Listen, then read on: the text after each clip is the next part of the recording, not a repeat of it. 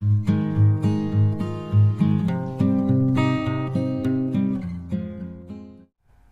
Dear students, welcome to Kataria pharmacy. So students, कैसे हैं आप सब? आई होप सभी ठीक होंगे।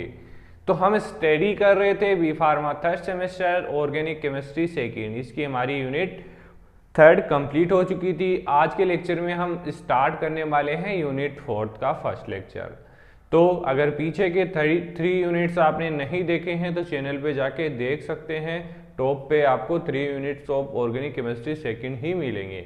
तो आज के इस लेक्चर में हम स्टार्ट करेंगे यूनिट फोर्थ। यूनिट फोर्थ में हमारा टॉपिक दे रखा है पॉलीन्यूक्लियर हाइड्रोकार्बन।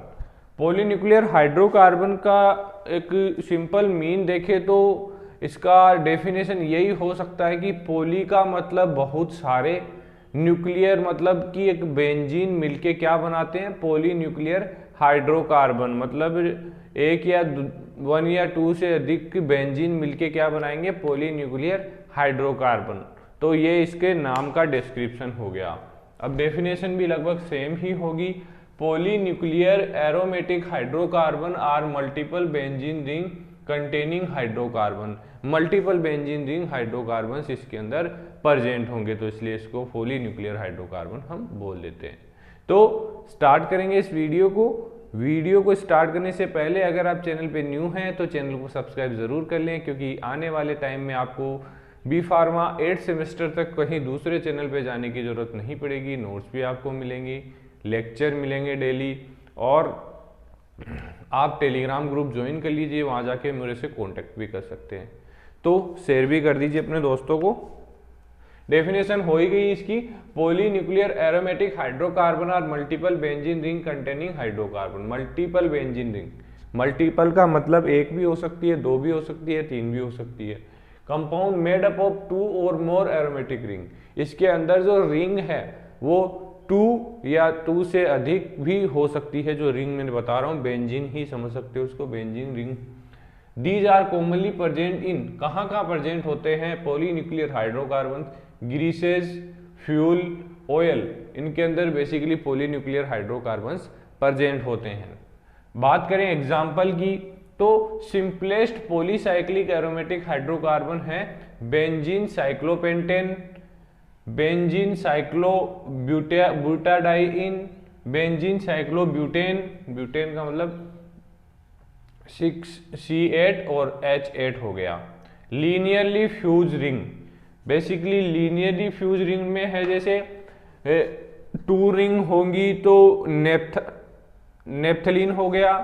अगर 3 रिंग होगी फ्यूज रिंग तो एंथ्रासीन हो गया, और 4 रिंग होगी तो टेट्रासीन हो गया, 5 रिंग होगी तो पेंटासीन हो गया। तो ये इसका मतलब ये है कि नेप्थलीन में 2 बेंजीन होंगे,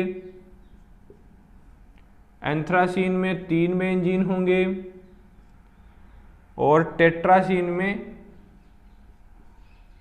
4 बेंजीन होंगे, और पेंटासीन में 5 बेंजीन होंगे। ये रिंग, इनकी स्ट्रक्चर इजीली आप ड्रॉ कर सकते हैं, कोई भी हार्ड नहीं है। नॉन लीनियरली फ्यूज है फिनेंथ्रीन, हेलिकेन्स और ट्राइफिनाइलिन। ये कुछ नॉन लीनियरली फ्यूज रिंग्स हैं। बेसिकली जो कंपाउंड्स हमें सिलेबस में दे रखे हैं, जिनकी हमें स्टडी करनी है, सिंथेसिस, यूज, स्ट्रक्चर, उन्हीं के बारे में हम आगे देखेंगे। तो फर्स्ट हमारा लेंगे हम नेप्थलीन। नेप्थलीन फर्स्ट कंपाउंड है जो हमारे सिलेबस में दे रखा है, जिसके बारे में हमें स्टडी करना है।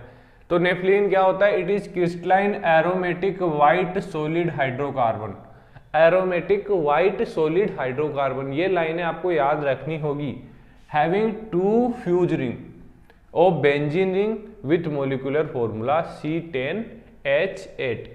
2 बेंजीन रिंग फ्यूज होंगी इसकी स्ट्रक्चर के अंदर। ये स्ट्रक्चर आप देख सकते हैं नेप्थलीन की। अगर नेप्थलीन की जगह हमारा एंथ्रासीन आ जाए तो इसमें बेंजीन 3 रिंग हो जाएगी, क्योंकि 3 कार्बन मतलब 3 रिंग उसके अंदर फ्यूज होती है।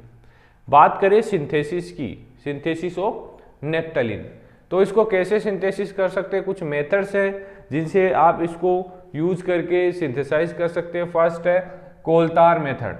कोलतार मेथड सबसे ज़्यादा यूज किया जाता है नेप्थलीन के फॉर्मेशन सिंथेसिस के लिए।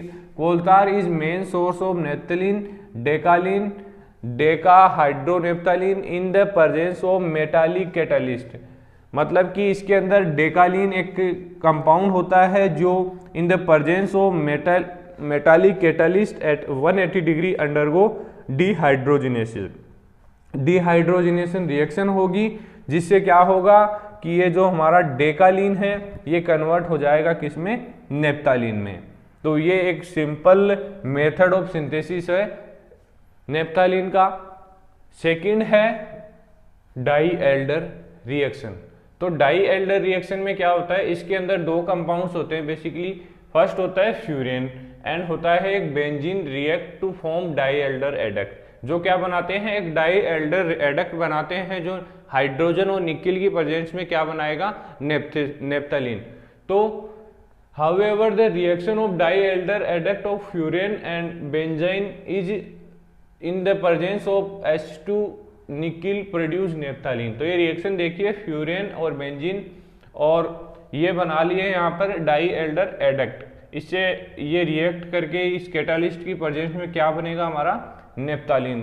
तो ये दो सिंथेसिस रिएक्शन है जो बेसिकली आपको याद रखनी है, इंपॉर्टेंट है। इतना अगर आपको याद है तो एग्जाम में इजीली आप लिख सकते हैं। बात कर लेते हैं रिएक्शन ऑफ नेप्थलीन।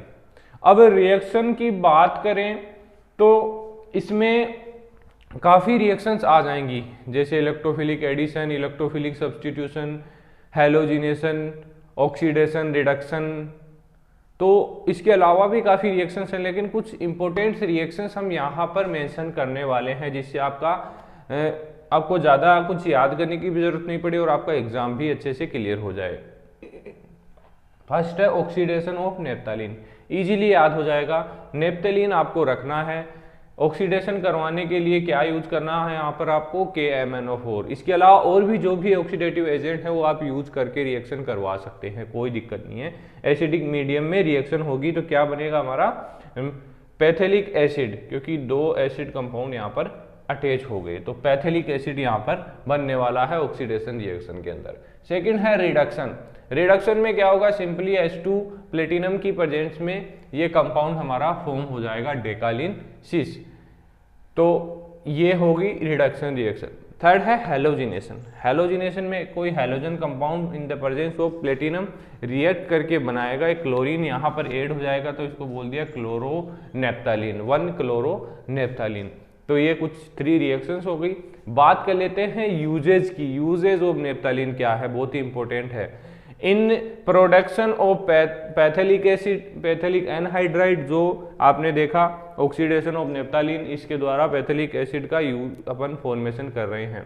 इसके अलावा नेडोक्सोल ड्रग फॉर्म की जाती है नेप्थलीन से जिसका यूज किया जाता है as an beta blocker, beta blocker के रूप में इसका यूज किया जाता है। It is use as preservative, preservative के रूप में भी नेप्थलीन को यूज करते हैं। It is effective use in eye trouble, eye trouble में भी इसका यूज किया जाता है कई कई जगह। It is also effective in treating symptoms of cold, heavy fever, ETC। जो कोल्ड के सिम्टम्स होते हैं उनको ट्रीट करने के लिए भी नेप्थलीन का यूज किया जाता है। तो इस कंप्लीट लेक्चर में आपको डिटेल स्टडी करने को मिला है नेप्थलीन के बारे में। ज़्यादा नहीं जाना आपको, इतना बुक आप लेके बैठेंगे, टेक्स्ट बुक आप लेके बैठेंगे तो आपको नेप्थलीन के बारे में भंडार मिल जाएगा, 10 से 15 पेज मिल जाएंगे, लेकिन वो आपको याद होने वाले नहीं है। अगर एग्जाम के पॉइंट ऑफ व्यू से देखें तो आपके लिए इतना काफ़ी है। अगर आप डीप नॉलेज लेना चाहते हैं तो आप बुक को प्रेफर कर सकते हैं, मैं मना नहीं करूँगा, क्योंकि नॉलेज लेना अच्छी बात है, सभी ले सकते हैं। तो मिलते हैं नेक्स्ट वीडियो में, आगे देखेंगे कौन सा टॉपिक हमारा, उसके बारे में हम स्टडी करने वाले हैं। Thank you.